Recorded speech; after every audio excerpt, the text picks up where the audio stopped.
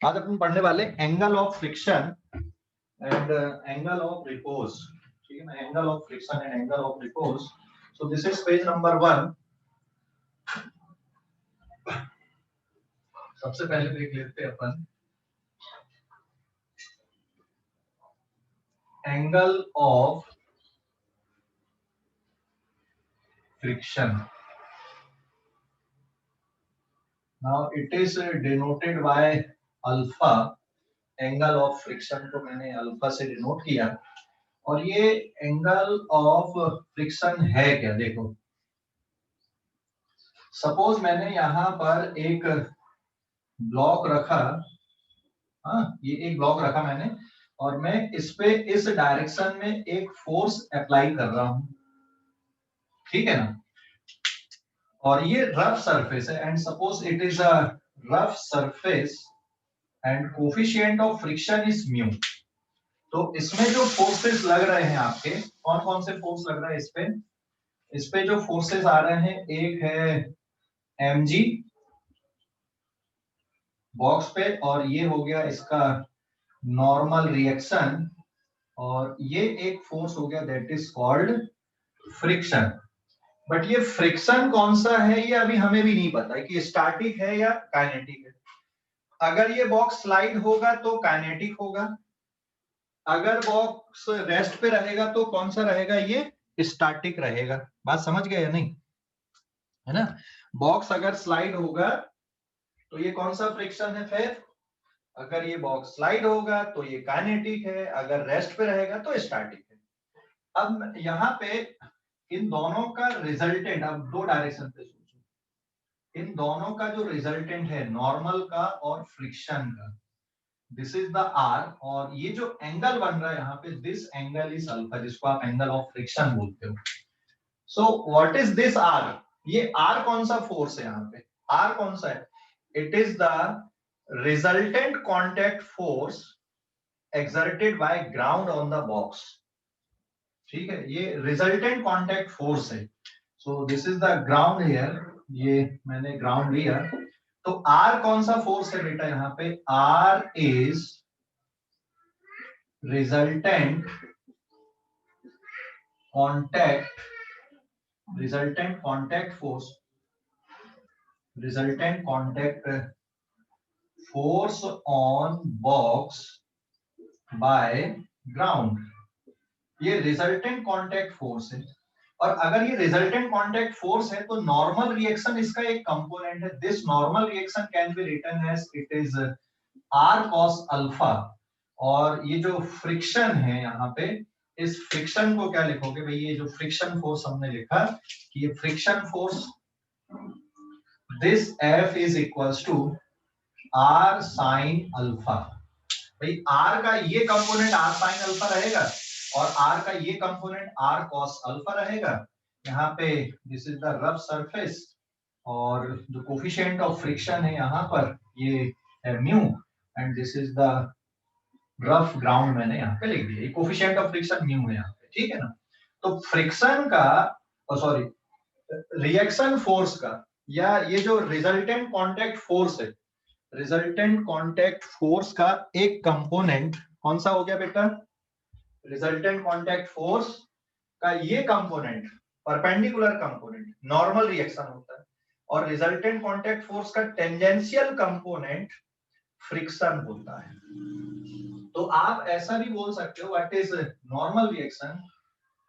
Normal reaction क्या है, normal reaction is equals to R cos alpha, it is perpendicular component, perpendicular component of R, and F मतलब R sin alpha, जिसको आप friction बोल रहे हैं, ये फ्रिक्शन है यहाँ पे, है ना। ये कौन सा कंपोनेंट है, it is tangential component, tangential component of R, ये टेंजेंशियल कंपोनेंट है।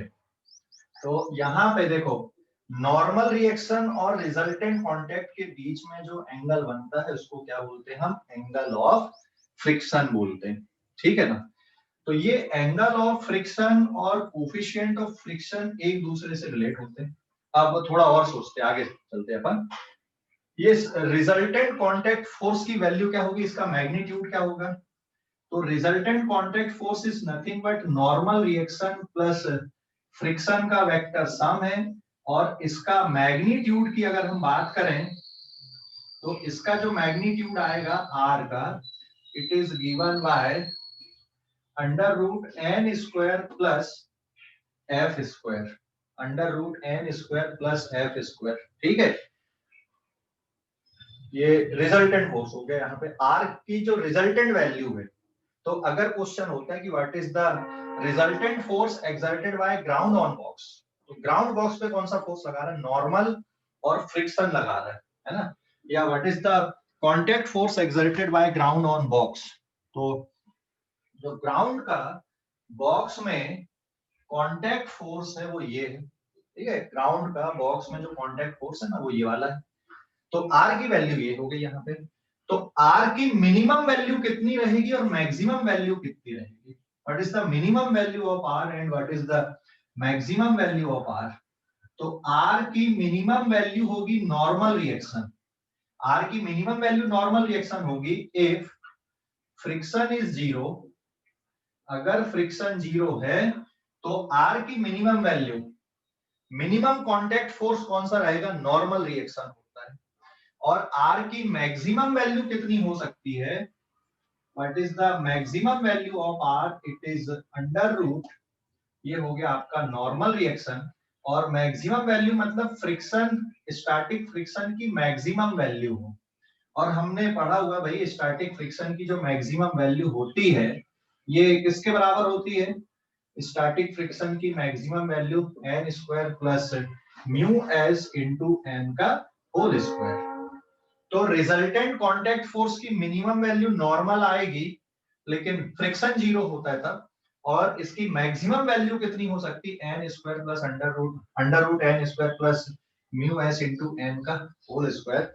जब ये रेस्ट पे तो है, लेकिन वहां पे फ्रिक्शन कैसा लगे, स्टैटिक फ्रिक्शन की लिमिटिंग वैल्यू तक लगे, तो रिएक्शन फोर्स की मैक्सिमम वैल्यू इतनी रहेगी और मिनिमम वैल्यू इतनी आएगी।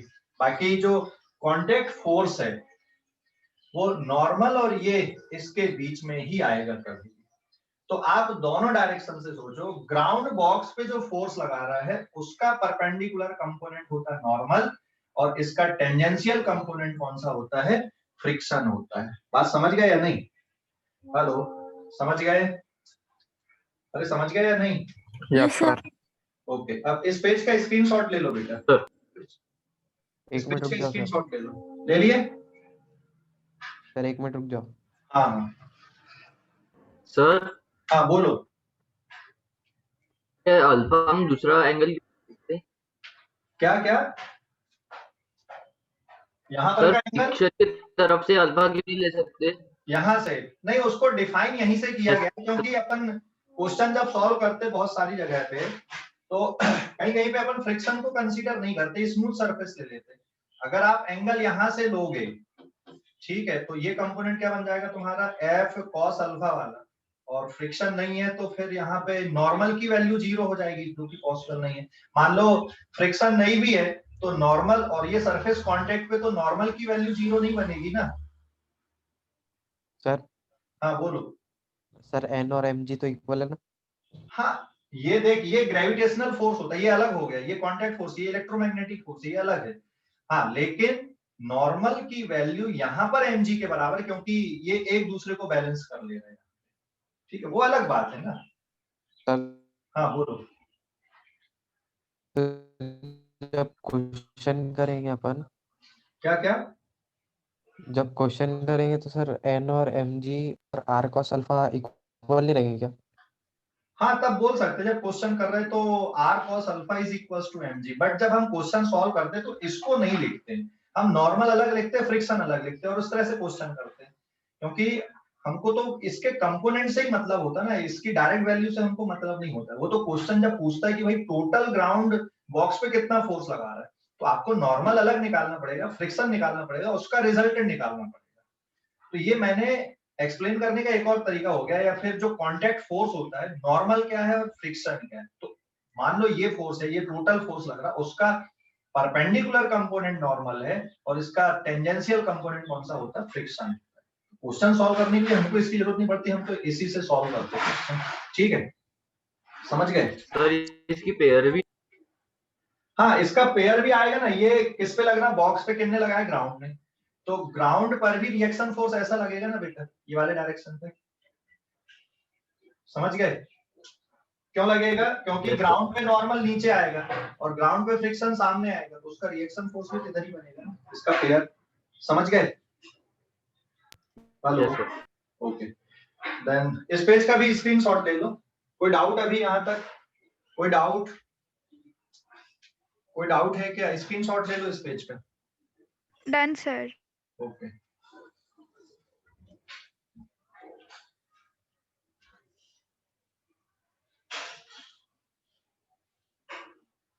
तो अभी देखो, जो R की वैल्यू होती है, रिएक्शन फोर्स की वैल्यू किसके बराबर आएगी? Reaction force is less than equals to, यहाँ पे तुम और क्या लिख सकते हो, n को बाहर निकाल सकते हो, तो ये मैक्सिमम वैल्यू और मिनिमम वैल्यू है ना, इसके बीच में ही आएगा।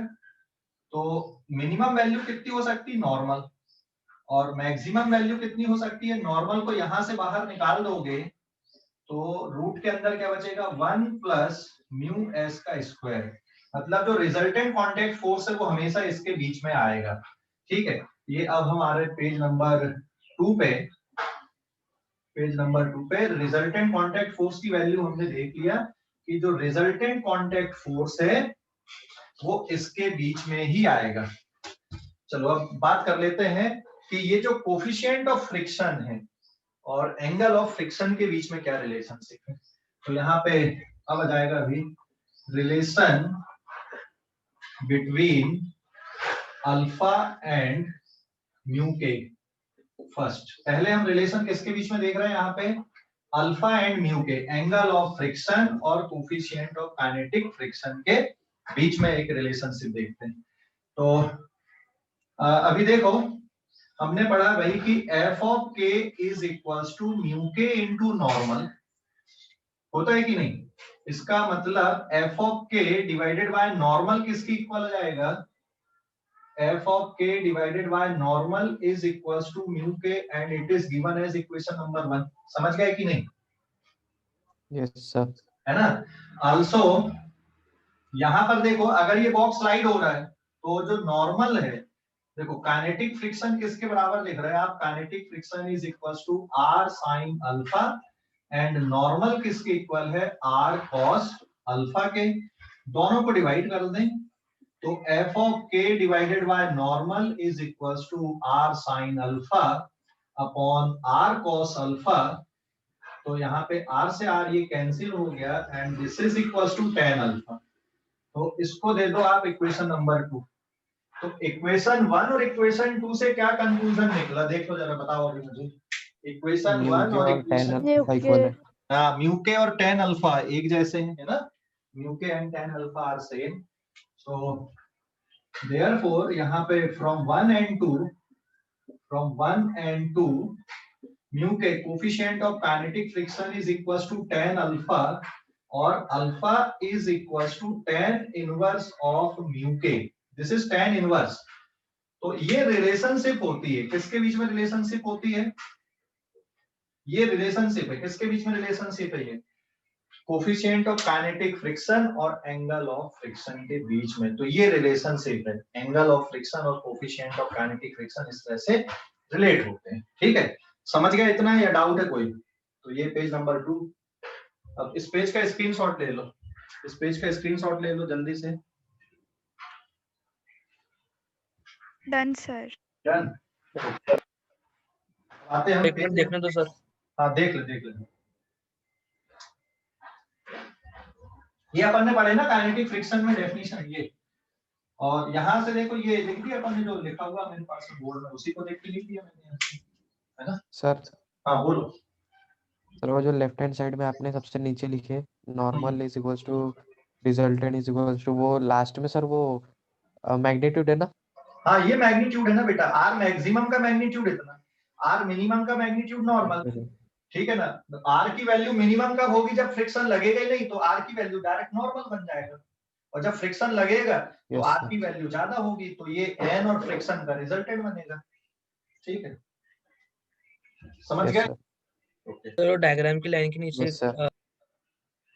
क्या बेटा? डायग्राम के नीचे की लाइन एक बार एक्सप्लेन कर दो ना। ये डायग्राम में का नीचे का। उसके नीचे का ये यस। देख, ये जो रिएक्शन फोर्स होता है, इसके पहले वाले पेज में अपन ने किए थे ना रिएक्शन फोर्स में, रिएक्शन फोर्स में हमने पहले वाले पेज में किए थे ना, तो आर की मिनिमम वैल्यू कितनी आएगी नॉर्मल, अगर मान लो फ्रिक्शन नहीं लगेगा, फ्रिक्शन है ही नहीं सपोज, तो आर की वैल्यू क्या बन जाएगी, नॉर्मल बन जाएगा ना। तो आर की मिनिमम वैल्यू क्या होती, नॉर्मल, और अगर फ्रिक्शन लग रहा है और मान लो लिमिटिंग वाला लगने लगा, तो सबसे ज्यादा जो फ्रिक्शन होता है वो लिमिटिंग स्टैटिक फ्रिक्शन होता है। तो अगर मान लो ये फ्रिक्शन मैक्सिमम है, तो ये आर की वैल्यू भी मैक्सिमम होगी, और ये मैक्सिमम फ्रिक्शन कौन सा होता है, लिमिटिंग स्टैटिक फ्रिक्शन होता है, तो फिर ये मैक्सिमम वाला टर्म आएगा। तो पेज नंबर 1 में बिल्कुल लास्ट में अपन ने लिखे थे आर की मैक्सिमम वैल्यू इन दोनों का वेक्टर सम है, और जो रिजल्टेंट आएगा under root N square plus F S maximum का स्क्वायर आएगा। ठीक है, समझ गया अभी? अरे एफ एस मैक्सिमम कितना होता है बेटा, F S maximum is equals to mu S into normal, और फिर यहां पर से देखोगे तो ये r इंटू साइन अल्फा भी बन जाएगा, है ना। ये एफ एस मैक्सिमम है, तो r की जो मैक्सिमम वैल्यू आएगी it is under root N square plus F S maximum का स्क्वायर, और एफ एस मैक्सिमम की जगह आप ये पुट कर दोगे, तो n बाहर आ जाएगा और ब्रैकेट के अंदर क्या बचेगा, यहाँ पर का 1 और यहाँ पर का क्या बचेगा, म्यू एस बचेगा, इसलिए ऐसा लिखा। अभी समझ गए या नहीं? ओके, अभी स्क्रीनशॉट ले लो इस पेज का, ले लिए? हाँ सर। अब coefficient of static friction, page number 3, coefficient of static friction और इसके बीच में रिलेशनशिप देखते हैं अभी अगेन अपन।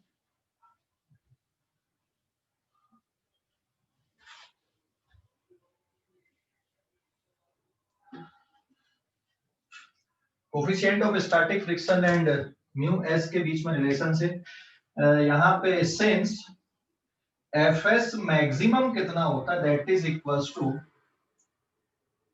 1 मिनट, एक स्टेप ऐसी लिखनी पड़ेगी हमको, static friction is always less than equals to F S maximum, होता है ना, तो F S is less than equals to, लेकिन एफ एस मैक्सिमम कितना होता है, म्यू एस इंटू नॉर्मल, तो यहाँ पे इक्वेशन क्या बनेगी, F S divided by normal is less than और equals to mu S, and it is given as equation number 1। समझ गए? अरे समझ गए या नहीं? Yes sir.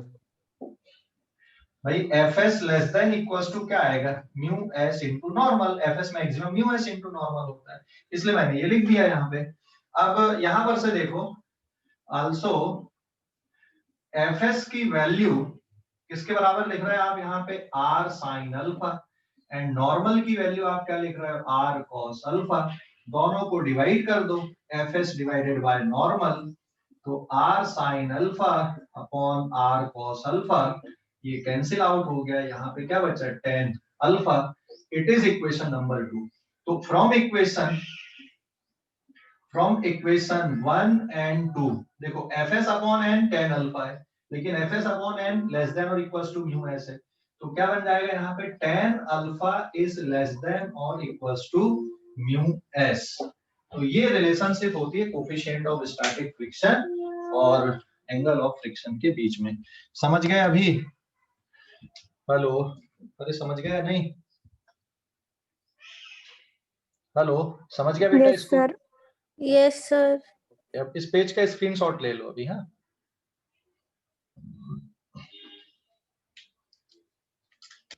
Done sir. Done. Sir एक बार रिपीट कर दो ना। देखना बेटा, तू देख,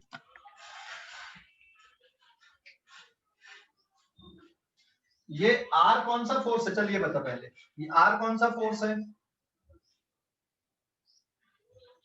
आर कौन सा फोर्स है ये, हेलो, ये आर कौन सा फोर्स है, रिजल्टेंट अरे ये इसलिए इसको डायग्राम नहीं समझा क्योंकि इसको ये पता ही नहीं कि आर क्या लिख दिए सबने। तो आर की जो कहानी थी वो पहले पेज पे थी। चल कोई बात नहीं। R is the resultant contact force. देखो कांटेक्ट फोर्स कौन कौन से, नॉर्मल और फ्रिक्शन, ये दोनों कांटेक्ट फोर्स होते हैं। ये दोनों कांटेक्ट फोर्स ग्राउंड बॉक्स पे लगा रहा है। तो आर क्या है, R is the resultant contact force on box by ground. तो आर क्या है भाई, आर की कहानी क्या है, R is resultant contact force, resultant contact force on box by ground. ये यहां पे जो बनाया मैंने, ठीक है, अभी समझ गया कि नहीं। तो ये रिजल्टेंट कांटेक्ट फोर्स का परपेंडिकुलर कंपोनेंट है। तो ये है क्या, आर कॉस अल्फा, मतलब ये क्या है, this is the perpendicular component of R, जिसको आप नॉर्मल बोलते हो। और ये कौन सा कंपोनेंट है, ये जो फ्रिक्शन है, it is tangential component of R. ये टेंजेंशियल कंपोनेंट ऑफ आर, ये टेंजेंशियल कंपोनेंट है बेटा आर का, समझ गए या नहीं। Friction is tangential component, R का टेंजेंशियल कंपोनेंट ये होता है। और जो एंगल ऑफ फ्रिक्शन हम जिसको बोलते हैं रिजल्टेंट कांटेक्ट फोर्स और नॉर्मल के बीच में जो एंगल बनेगा, this is called angle of friction. तो एंगल ऑफ फ्रिक्शन और कोफिशिएंट ऑफ फ्रिक्शन के बीच में क्या रिलेशन है, तो वो मैंने यहाँ पे बताया, स्टैटिक के लिए बताया और काइनेटिक के लिए इसके पहले वाले पेज में हुई थी। अभी समझ गया स्वयं, हेलो स्वयं, स्वयं समझ गया बेटा। सर हाँ बोलना यस सर। हाँ ठीक है। अभी इस पेज का स्क्रीनशॉट ले लो, चाहो हो गया था वैसे ही, ले लिए स्क्रीनशॉट इस पेज का। हेलो यस सर हो गया। एक minute sir 1 minute.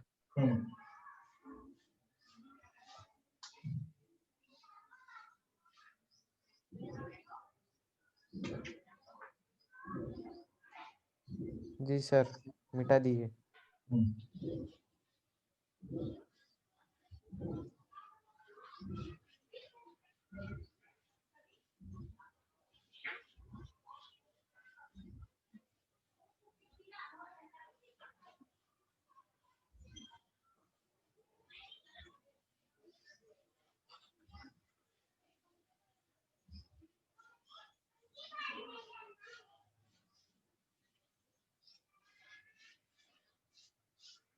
Now this is page number 4। अब हम पढ़ रहे हैं angle of repose.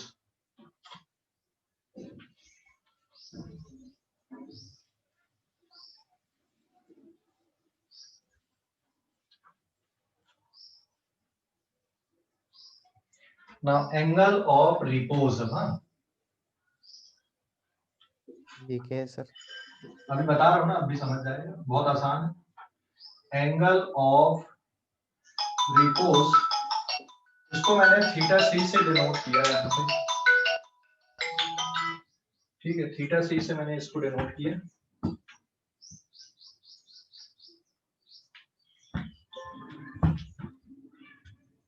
Angle of repose को, ये है क्या, देखो अभी एंगल ऑफ रिपोज क्या होता है समझ लो, बहुत आसान है। ये एक हॉरिजॉन्टल प्लेन दिख रहा है आपको, बट ये सेपरेटेड है एक दूसरे से, है। तो अभी ये जो बॉक्स है ना, आप इसको बॉक्स मान लो, और ये हॉरिजॉन्टल प्लेन हो गया। अगर मैं यहां से कुछ एंगल क्रिएट करने लगूं, है ना, एंगल बन रहा है देखो, इंक्लाइन प्लेन। Yes sir. अभी अभी इसमें बताओ, अभी जब ये बिल्कुल ऐसा हॉरिजॉन्टल रखे अपन, अभी कितना फ्रिक्शन लग रहा है या नहीं फ्रिक्शन, अभी 0 जीरो है। अभी 0। अब मैंने इसको थोड़ा सा उठाना चालू कर दिया, अब फ्रिक्शन आ गया कि नहीं, आएगा सर। आएगा, आ गया। है ना, फ्रिक्शन आ गया ना। इसमें किस डायरेक्शन में फ्रिक्शन जाएगा, जैसे ही मैं इसको थोड़ा सा उठाना चालू करूंगा तो फ्रिक्शन देखो कैप के डायरेक्शन में आ जाएगा, है ना। Yes sir. यस अभी सर। अभी कौन सा फ्रिक्शन है, स्टैटिक की काइनेटिक, स्टैटिक है। स्टैटिक। स्टैटिक। अब एंगल बढ़ाते जाओ, फ्रिक्शन भी बढ़ता जाएगा, और बढ़ाते गए बढ़ाते गए बढ़ाते गए। एक कंडीशन काइनेटिक है। हाँ, जैसे ही एक कंडीशन ऐसी आई, देखो एंगल ऑफ रिपोज यही होता है। आप यहाँ पर इंक्लाइंड प्लेन में एंगल बढ़ाते गए बढ़ाते गए, एक कंडीशन ये आई कि अब ये फिसलना चालू होगा। तो जहां पर से ये फिसलना चालू होगा, जो एंगल बना था उसको क्या बोलते हैं हम? एंगल ऑफ रिपोज बोलते हैं। समझ गए? Yes sir. Yes sir. Yes sir. So angle of repose क्या है? देखो मैं यहाँ पे डायग्राम में एक्सप्लेन कर दे रहा हूं।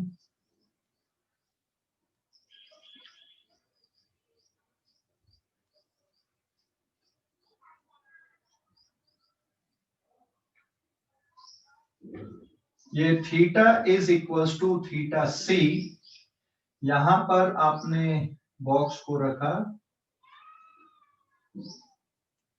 ठीक है, ये बॉक्स को रखा है, और ये इंक्लाइंड प्लेन का एंगल थीटा सी के इक्वल है। तो यहाँ पे जो बॉक्स में फोर्सेस लग रहे हैं आपके, दिस इज mg, ये बन गया नॉर्मल, और ये पीछे की तरफ जो फोर्स है, this is limiting static friction. Limiting static friction है एफएस मैक्सिमम। ये मैक्सिमम दिख रहा है वहां पे कि नहीं बोर्ड पे? हेलो, दिख रहा है ये? This is limiting static friction. हाँ, ये कौन सा? थोड़ा बड़ा लिख दो ना। ये हो गया आपका नॉर्मल रिएक्शन mg, और ये जो फ्रिक्शन है एफएस मैक्सिमम इस साइड पे। तो जो बॉक्स है, box is just at rest. Now this box is just at rest, and it slide down if theta is greater than theta c. It slide down, box यहाँ पे rest पे तो है, लेकिन ये स्लाइड हो जाएगा अगर ये एंगल को आप थोड़ा सा भी बढ़ा दोगे तो। So this is the inclined plane and this is rough inclined plane. ये जो इंक्लाइंड प्लेन आप ले रहे हो, ये कैसा है? ये इंक्लाइंड प्लेन यहाँ पे this is rough inclined plane, जिसमें coefficient of static friction is suppose mu S. तो यहाँ पे box is just at rest and box या block will slide down, box will slide down if theta is slightly greater than theta c। मतलब theta अगर theta सी से थोड़ा सा भी बढ़ा दिए तो ये बॉक्स अब नीचे स्लाइड होना चालू हो जाएगा। समझ गए कि नहीं? हेलो, समझ गया बेटा? अरे समझ गए या नहीं? क्या बोल रहे हैं आप? Yes sir. Sir repeat. हाँ, रिपीट कर रहा हूं। देखो ये बॉक्स अभी रेस्ट पे है, ठीक है। अगर ये एंगल को थोड़ा सा भी आपने बढ़ा दिया तो बॉक्स क्या होगा? नीचे स्लाइड हो जाएगा। तो box is just at rest, box will slide down if theta is slightly greater than theta C. ये जो थीटा है यहाँ पर का, अगर ये थीटा सी से थोड़ा सा भी और बढ़ा दिया आपने तो ये बॉक्स क्या होने लगेगा? नीचे स्लाइड होकर आने लगेगा। समझ गए? Yes sir. ठीक है, समझ गए कि नहीं? तो अब इसमें आपको क्या करना है? mg को ना रिजॉल्व करना है। mg को कंपोनेंट में रिजॉल्व कर लो। अगर ये थीटा है तो यहाँ पर का एंगल भी थीटा सी आएगा। तो ये वाला जो कंपोनेंट आएगा, this is equals to mg sin theta C रहेगा। और ये वाला जो कंपोनेंट है इस साइड का, नीचे की तरफ का, डाउन द प्लेन का जो कंपोनेंट आएगा, ये कौन सा रहेगा? mg cos theta c। mg cos theta C. तो नॉर्मल की value mg cos theta C है, और लिमिटिंग स्टैटिक फ्रिक्शन की वैल्यू क्या है यहाँ पे? mg sin थीटा सी है। तो फ्रिक्शन फोर्स की वैल्यू कितनी है यहाँ पे? mg sin थीटा सी। और ये कौन सा फ्रिक्शन है? लिमिटिंग स्टैटिक फ्रिक्शन है। This is limiting static friction. ये लिमिटिंग स्टैटिक फ्रिक्शन है। हाँ, अब अगर मान लो एंगल हम थोड़ा छोटा रखते हैं या एंगल उससे ज्यादा कर देते तो क्या होगा, बॉक्स स्लाइड होगा कि नहीं होगा। यहाँ पे दो केस और बन सकते हैं। एक केस ऐसा हो गया, if theta is less than theta C, जैसे ये मैंने एक और डायग्राम यहाँ पे बना दिया, ये थीटा है लेकिन ये वाले डायग्राम में थीटा इससे छोटा है, तो बॉक्स क्या रहेगा, रेस्ट पे रहेगा कि स्लाइड हो जाएगा यहाँ पे। रेस्ट पे रहेगा। हाँ, कंडीशन नहीं समझा। अगर ये एंगल तुमने छोटा कर दिए तो ये बॉक्स रेस्ट पे रहेगा कि स्लाइड कर जाएगा, ये नॉर्मल सर करेक्ट। और ये रेस्ट पे रहेगा सर। फ्रिक्शन, और ये बन गया तुम्हारा mg, है ना। तो ये एंगल थीटा और ये वाले डायरेक्शन में जो कंपोनेंट आएगा mg sin थीटा, और ये कंपोनेंट कौन सा हो जाएगा इसका, this is mg cos theta, ये एंगल भी थीटा का आएगा। हाँ, तो यहां पर बॉक्स कैसा है ना, बॉक्स इज एट रेस्ट, और जो फ्रिक्शन है, स्टैटिक फ्रिक्शन है, वो किसके बराबर है, mg sin थीटा के बराबर है। तो अगर ये एंगल तुम थोड़ा और कम कर दोगे तो बॉक्स तो रेस्ट पे ही रहेगा, नीचे फिसल के नहीं आएगा, और जो स्टैटिक फ्रिक्शन है वो यहाँ पे mg sin थीटा के इक्वल है। ठीक है, समझ गए या नहीं, हेलो, समझ गए या नहीं। Yes sir. Yes sir. अब अगर एंगल बढ़ा देते हो यहाँ पर, if theta is greater than theta C, अगर मान लो आपने एंगल बढ़ा दिया, ये केस ये आ गया, एंगल छोटा कर दिए तो ये है, यहां से एंगल बढ़ा दो तो क्या होगा भाई, अगर मान लो तुमने एंगल बढ़ा दिया तो क्या होगा, ये स्लाइड होगा कि रुका रहेगा, ये थीटा, थीटा सी से ज्यादा, अब ये जो बॉक्स है ये स्लाइड होगा कि यही रुका रहेगा, जल्दी बताओ। स्लाइड। हाँ, बॉक्स, हाँ, box will slide down, slide down.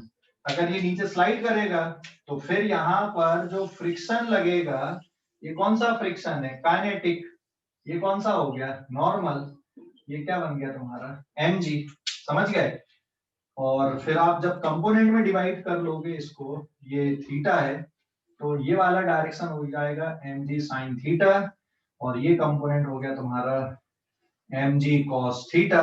यहाँ पर काइनेटिक फ्रिक्शन की जो वैल्यू आएगी, this kinetic friction is mu K into normal, और यहाँ पे नॉर्मल की वैल्यू कितनी है, mg cos थीटा है। ठीक है, ये वाले केस पे। अच्छा, यहाँ पे फ्रिक्शन कितना है, क्योंकि ये बॉक्स कैसा है, रेस्ट पे, तो यहाँ पे फ्रिक्शन तो ये वाला हो गया, यहाँ पर भी बॉक्स रेस्ट पे है, तो यहाँ पे स्टैटिक फ्रिक्शन कितना रहेगा, mg sin थीटा रहेगा, क्योंकि रेस्ट पे तो ये फोर्स और ये फोर्स एक दूसरे को क्या कर ले रहा है, बैलेंस कर ले रहा है। समझ गए या नहीं।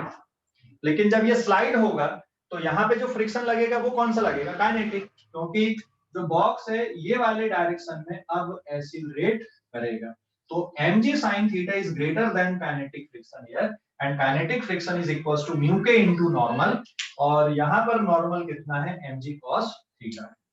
समझ गए इतना कि नहीं। और थर्ड वाला नहीं समझा। थर्ड वाले में बेटा एंगल तुमने ज्यादा कर दिया, हाँ 1 मिनट देख, थर्ड वाले में तुमने एंगल ज्यादा बढ़ा दिए ना, यहाँ पे बॉक्स कैसा है, ये जस्ट रेस्ट पे है, अगर इससे ज्यादा एंगल किए तो ये स्लाइड करेगा, जैसे ये थर्ड वाले केस पे आ रहा, ये मतलब इसका जो ये कंपोनेंट है, नीचे की तरफ का जो कंपोनेंट है, देख यहाँ पे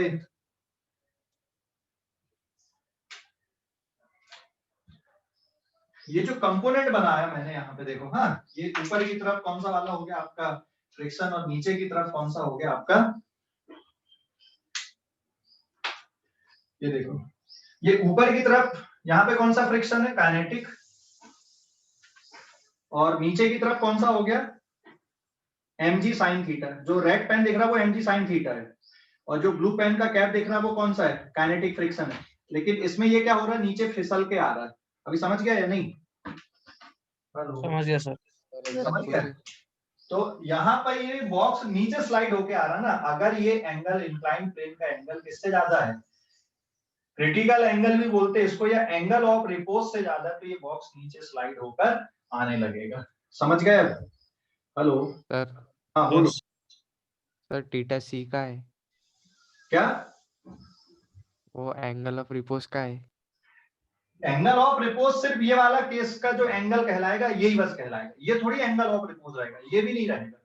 ये वाले केस का जो एंगल है जहां पर ये लिमिटिंग वैल्यू पे स्टैटिक फ्रिक्शन पहुंच गया, इस एंगल को आप एंगल ऑफ रिपोज बोलोगे। ठीक है, हेलो, अरे समझ गया? Hello, yes sir. Angle of repose ये पर्टिकुलर एंगल रहेगा, इससे कम हुआ तो ये एंगल ऑफ रिपोज नहीं है, इससे ज्यादा हुआ तो ये भी एंगल ऑफ रिपोज नहीं है। ये particular angle he angle of repose है कि भाई यहां से थोड़ा सी भी और बढ़ाए तो फिसलेगा, कम करेंगे तो बिल्कुल रेस्ट ही रहेगा। ये जस्ट बाउंड्री लाइन पे पहुंच गया। ठीक है, समझ गए अब?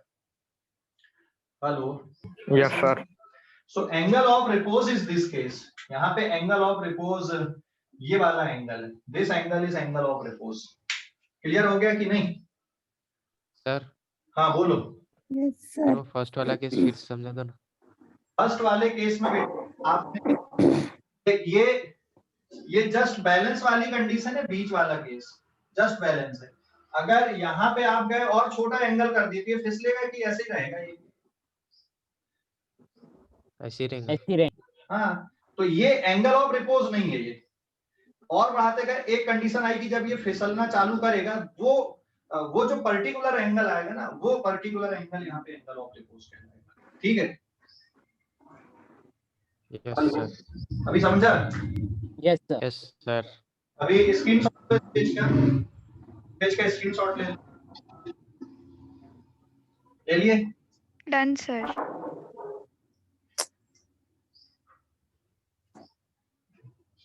And then page number 5, relation between angle of repose and coefficient of static friction. Coefficient of static friction और एंगल ऑफ रिपोज के बीच में हम रिलेशनशिप देख रहे हैं यहाँ पे। ठीक है, रिलेशन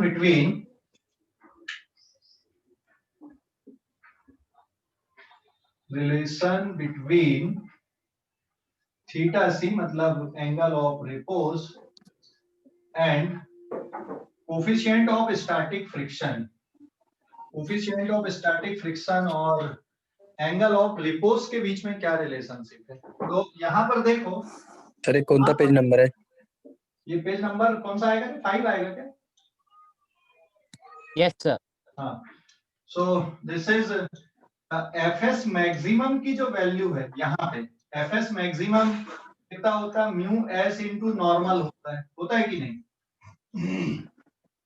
और यहाँ पर एफएस मैक्सिमम किसके बराबर दिख रहा है? mg sin थीटा c के बराबर दिख रहा है ना? हेलो, अरे समझ गए कि नहीं? Yes, sir. तो दोनों को इक्वेट कर लो। इसका मतलब ये आ गया यहाँ पे mg sin theta c is equals to mu S into normal. तो mg sin theta c equals to mu S, और नॉर्मल की वैल्यू यहाँ पे कितनी है? This is equals to mg cos theta c। तो mg कैंसिल आउट हो गए। अब क्या बच रहा है यहाँ पे? sin theta c is equals to mu S into cos theta c। So ये कितना बचेगा? tan theta c is equals to mu S. तो एंगल ऑफ रिपोज की जो वैल्यू आ रही है यहाँ पे, इसको याद रखो इस रिजल्ट को, tan theta c is equals to coefficient of static friction. मतलब एंगल ऑफ रिपोज और कोफिशिएंट ऑफ स्टैटिक फ्रिक्शन एक दूसरे से इस तरह से रिलेट होते हैं। देख लो अभी, coefficient of static friction and angle of repose एक दूसरे से इस तरह से रिलेट रहते हैं। समझ गए या नहीं? देखने दो सर एक बार। अरे देख, एफएस मैक्सिमम किसके बराबर होता है? Mu S into normal. FS maximum mu S into normal होता है ना बेटा? Yes sir. फिर Yes, यहाँ पे ये डायग्राम में एफएस मैक्सिमम की वैल्यू कितनी है? डायग्राम पे देख, mg sin mg sin sin theta, क्योंकि बॉक्स रेस्ट पे, तो दोनों इक्वेशन को इक्वेट कर ले। तो mg sin theta c is equals to mu S into normal हो जाएगा।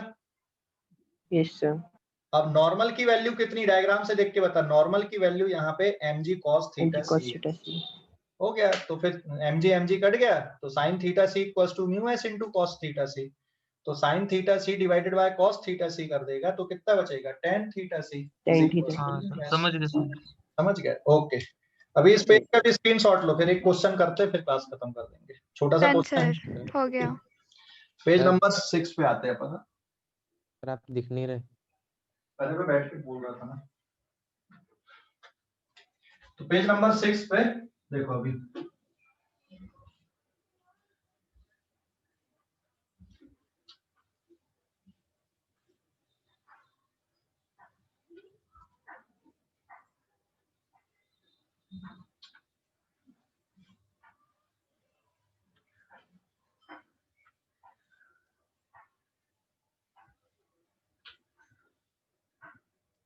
Page number 6।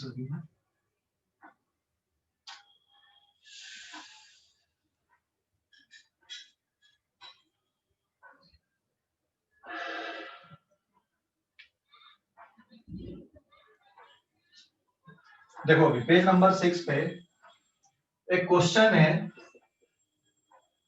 Find friction and acceleration of box and G की वैल्यू आप 10 मीटर पर सेकेंड स्क्वायर ले लेना। एंड सिचुएशन ये दी है कि यहाँ पर ये एक इंक्लाइंड प्लेन है, एंगल 37 डिग्री का है, ठीक है। This is an inclined plane and angle is 37 degree. ये एक बॉक्स आपने रख दिया and suppose mass of box is 2 kg and coefficient of friction is 0.4 आपने ले लिया मान लो, ठीक है। कोफिशिएंट ऑफ फ्रिक्शन कितना 0.4 है, एंगल 37 डिग्री का है। तो इस बॉक्स पे कितना नॉर्मल रिएक्शन है, ओ सॉरी फ्रिक्शन कितना और इसका एक्सीलरेशन कितना। तो अभी ये नहीं बता सकते आप डायरेक्ट, वैसे तो एनालाइज करोगे तो पता चल ही जाएगा कि बॉक्स रेस्ट पे है कि फिर स्लाइड होगा, है ना। तो ये तो सिचुएशन एनालाइज करने के बाद ही पता चलेगी। समझ गए कि नहीं क्वेश्चन? हेलो, क्वेश्चन समझ गए? जी sir. If a box is placed on inclined plane, ठीक है। चलो बताओ कैसे सोचोगे इस क्वेश्चन को करने के लिए, कैसे अप्रोच कैसे करोगे क्वेश्चन की? 37 डिग्री को रिजॉल्व करेंगे। किसको? 37 डिग्री को। 37 डिग्री थोड़ी रिजॉल्व होगा, सर पहले वो फोर्स force रिजॉल्व लिखिए, सर पहले होगा ना। नेचुरल फोर्सेस लिखेंगे ना, वो normal mg force normal. Resolve करना होना। नेचुरल फोर्स नहीं, रियल फोर्स बोलो। तो real force angle of repose check करना। क्या? एंगल ऑफ रिपोज कितना है वो देखना पड़ेगा। एंगल ऑफ रिपोज, हाँ एक तो वो तरीका है एंगल ऑफ रिपोज वाली मेथड। अगर आपको एंगल ऑफ रिपोज मेथड से नहीं करना, बिल्कुल बेसिक से उठाओ ना क्वेश्चन, वो सब छोड़ो। अभी एंगल ऑफ रिपोज ये वो तो डायरेक्ट होते हैं, आपको स्पीड बढ़ाना तो आप डायरेक्ट देख के बता सकते हो। अगर अज्यूम करेंगे, हाँ अज्यूम करके। क्या चीज एज्यूम करके? हाँ एज्यूम भी कर सकते हो। दूसरा आप डायरेक्ट सोचो ना, कुछ कैलकुलेशन आपके मन में ही चलने चाहिए। तो जब भी फ्रिक्शन वाले क्वेश्चन होते हैं, यहाँ पे म्यू का मतलब इनके बीच में कोफिशिएंट ऑफ फ्रिक्शन दिया हुआ है, ये जो म्यू है, this is coefficient of friction is 0.4, ये दिया हुआ है यहाँ पे। तो पहले आप सभी फोर्सेस को लिख दो। ये बन गया आपका नॉर्मल रिएक्शन, ये हो गया आपका mg, और ये पीछे की तरफ आएगा फ्रिक्शन। लेकिन अभी आपको भी नहीं पता कि ये कौन सा फ्रिक्शन है, स्टैटिक है कि काइनेटिक है ना। हेलो, अरे समझ गए? अभी फ्रिक्शन के बारे में पता है क्या बेटा अपने को? नहीं ना सर। हमें नहीं पता कि अभी ये कौन सा फ्रिक्शन है, स्टैटिक है कि काइनेटिक है। तो जब भी ऐसे क्वेश्चन होते हैं तो तुम्हें पता है कि आप पहले तो इसको रिजॉल्व करोगे। तो ये कंपोनेंट एक इधर जाएगा, ये कंपोनेंट इधर आएगा, एक दिस इज 37 डिग्री एंगल, और ये रहेगा mg sin 37, और ये वाला जो कंपोनेंट है mg cos 37, ये वाला mg cos 37, और ये हो गया आपका mg sin 37। समझ गए? तो ऐसे क्वेश्चन में सबसे पहले देखो म्यू की वैल्यू एक जैसी दी है, तो लिमिटिंग स्टैटिक फ्रिक्शन की वैल्यू आएगी mu S into normal, and it is 0.4, और नॉर्मल किसके बराबर है यहाँ पे mg cos 37 के इक्वल दिया हुआ है। तो आप अब वैल्यू पुट कर दो, it is 0.4 and 2 into 10 cos 37 होता 4/5, 4/5 होता है ना। चलो इसको 0.5 कर देता, थोड़ा और कैलकुलेशन कम हो जाएगा आपका। This is 0.5। तो देखो यहाँ पे 0.5 अगर आपने लिया तो 10 में ये 5 बचेगा, 5 10 और ये डिनोमिनेटर का 5 कट गया, कितने न्यूटन आ गया, 8 Newton. And similarly kinetic friction क्या होता है, म्यू के इनटू नॉर्मल, तो नॉर्मल तो यही है, तो इसकी वैल्यू भी कितनी आएगी, 8 न्यूटन आएगी। तो अगर ये स्लाइड होगा तो ये 8 न्यूटन का काइनेटिक फ्रिक्शन, स्लाइड नहीं होगा तो फिर स्टैटिक फ्रिक्शन होगा, लेकिन स्टैटिक फ्रिक्शन जरूरी नहीं है कि 8 न्यूटन हो, ये तो लिमिटिंग वाली वैल्यू है। तो अब आपको चेक करना पड़ेगा यहाँ पे। सबसे पहले ये mg sin 37 को भी देख लो कैलकुलेट करके, ये कितना होता है, m की वैल्यू 2, g की वैल्यू 10 और sin 37 होता है 3/5। तो 5 2 जा 10, 2 2 जा 4, 3 जा 12। तो ये कितने न्यूटन आ गया बेटा यहाँ पे, 12 न्यूटन ना। हेलो, अरे 12 न्यूटन आया। यस। तो अब मुझे बताओ, अब तो डेटा आपके सामने दिख रहा है, ये पूरा प्रोसेस यहाँ पे सामने दिख रहा है, तो आप दोनों डायरेक्शन में सोचो। सबसे पहले क्या सोचो कि रेस्ट पे है, सबसे पहले सोचो रेस्ट पे है। तो अगर ये रेस्ट पे है तो नीचे कितने न्यूटन का फोर्स लग रहा है, डाउन द प्लेन 12 न्यूटन, और ऊपर स्टैटिक फ्रिक्शन लगेगा, और स्टैटिक फ्रिक्शन किससे ज्यादा नहीं हो सकता, 8 से ज्यादा नहीं हो सकता। तो डाउन द प्लेन 12 है, स्टैटिक फ्रिक्शन 8 से ज्यादा नहीं हो सकता। तो हम जो दिमाग में सोच रहे हैं कि ये रेस्ट पे है, तो रेस्ट पे रहेगा क्या ये, नो सर, नहीं। स्लाइड। तो पहला जो एज्यूम्शन है वो हमारे दिमाग से फेल हो गया यहाँ पे। मतलब ये बॉक्स जो होगा ना वो नीचे स्लाइड करके आएगा, नीचे एसिलरेट होगा, ये समझ गए कि नहीं। तो सिंस यहाँ लिख दें अपन mg sin 37 is greater than fs maximum, so therefore box will slide down, ये नीचे फिसल के आएगा, नीचे स्लाइड होगा, और इसके कारण इसमें एसिलरेशन भी होगा, है ना। तो जो फ्रिक्शन है वो भी पता चल गया आपको कि कौन सा फ्रिक्शन है यहाँ पे, इट इज काइनेटिक फ्रिक्शन। तो अब आपका जो एसिलरेशन निकालना है ये तो बहुत आसान काम हो गया। दिस एंगल इज 37, ये मैंने दोबारा डायग्राम बना दे रहा हूँ यहाँ पे। इस पे नीचे की तरफ कितने न्यूटन का फोर्स लग रहा है, इट इज 12 न्यूटन, है ना। पीछे की तरफ कौन सा फ्रिक्शन हो गया, काइनेटिक, ये कितने न्यूटन हो गया, 8 न्यूटन। तो ये इस डायरेक्शन में एसिलरेट होगा। अरे समझ गए कि नहीं, hello. This is mg sin 37 ना, तो ये काइनेटिक फ्रिक्शन है। तो यहाँ पे बॉक्स विल स्लाइड डाउन, तो फ्रिक्शन क्या होगा, काइनेटिक। तो अब न्यूटन सेकंड लॉ की इक्वेशन आप लगा दोगे, mg sin 37 minus kinetic friction equals to mass into acceleration. तो ये हो गया 12 माइनस 8 इक्वल्स टू 2a। तो सॉल्व करने पे कितना बचा यहाँ पे, 4 equals to 2a, a is equals to 2 meter per second square। तो this is the acceleration of box down the plane. समझ गए फ्रिक्शन कितना है, यस सर। फ्रिक्शन कितना है, आंसर क्या आएगा क्वेश्चन का, what is the friction force, 8 Newton. Newton 8 Newton. कौन सा फ्रिक्शन है, काइनेटिक, काइनेटिक। और डाउन द प्लेन जो लगा एक्सीलरेशन, क्या बेटा, न्यूटन लॉ लगाया क्या, हाँ न्यूटन लॉ लगा दी ना कैलकुलेशन करने के लिए, सेकंड लॉ निकालने, सेकंड लॉ एक्सीलरेशन निकालने के लिए आपको न्यूटन सेकंड लॉ लगाना पड़ेगा ना यहाँ पे। Okay sir. ओके, अभी समझ गए या नहीं, समझ गए सर। यस सर, समझ गए।